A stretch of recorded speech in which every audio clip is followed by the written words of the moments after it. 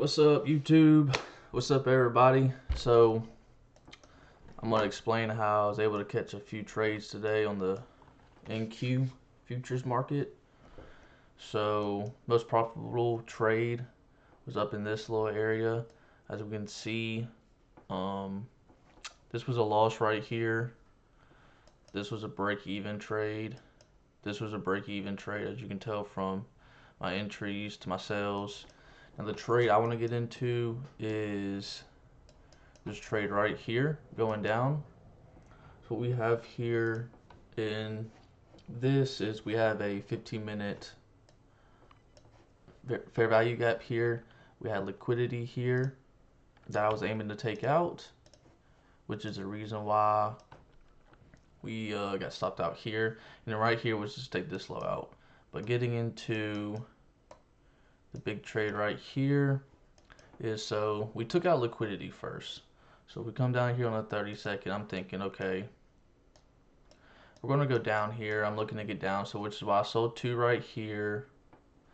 And I took my first TP was right here at this low, and then I wanted to trail it all the way down to the low down here of sell side, which I figured we were going to hit when we took that. Now when we started to retrace back up into this, as you can tell. So what I did was here, I dropped down, took my fib, and when price likes to break structure like this, we had a whole new trend going on here. I wanted to see price come back into this. Of course, we had our fair value gap here. And now when price likes to come into this range right here, I personally like to drop down to 30-second, 15-second, and 5-second to look for a trade, which is what I did. So first, I drop down to the 5-second here, and if we get up in here, you can tell that we retrace into this 1 minute discounted range right here. The 1 minute fair value gap, and what I'm looking for is an internal model, which is my model inside of another model on a lower time frame. So what I did was,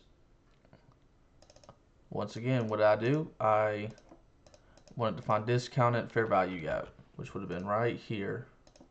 Now my entry was a little bit below it. I don't even think I had the order up ready because I was looking at something. So it's more of like I see it. So let me jump into it real quick. So once we did that, we're looking for a 1 to 2. So my entry was supposed to be right here. And I like to go half a point above the high, which would be 50.50. And as you can tell here, I actually got a little bit above it. Now, that happened because on NinjaTrader you can have certain settings on how you want to sell and buy different orders, and my settings were a little messed up, so I just hurry up and I tried to sell it and it wouldn't go through. Kind of got a little panicky, so I went ahead and just sold it where it was at, and that was the 1 to 2 RR. Now once we hit the 1 to 2 RR based on where we got in and out at, we want to hold our runner. We set our stops at break even, and we hold our runners all the way down to this 1 minute low, as you can see right here. Now when that got tapped, we sell. So this right here is the whole trade.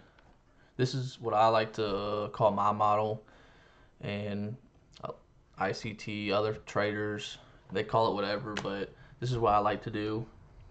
And so with this being that, from here all the way down here, you could have caught, we got in at, let's do the worst, so we do 804.25 minus 793.25.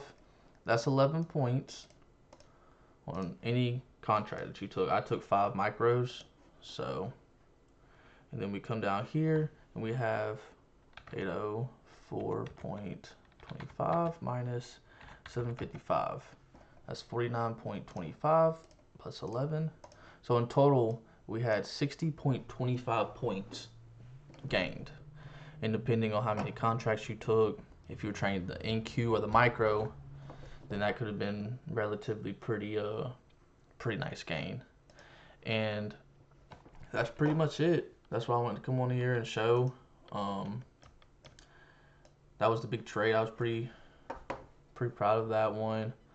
Um, as you can tell right here, we got stopped out because I was still holding runners from this. So when we got short initially right here on the inverse fair value gap, 2, I only sold 1. And then when we came back up into this area, I only bought 4 because I already had 1. And that's why I exited 3 and 1.